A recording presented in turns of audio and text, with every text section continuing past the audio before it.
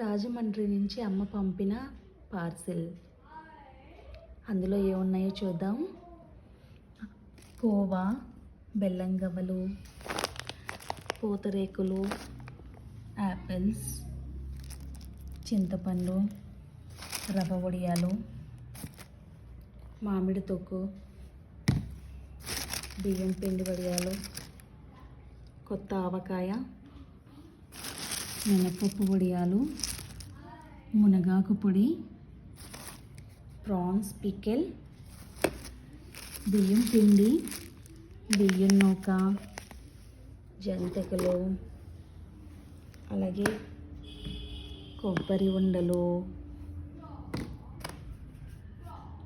చెట్టుకు కాసిన మామిడి పండు, చెట్టుకు కాసిన మామిడికాయ,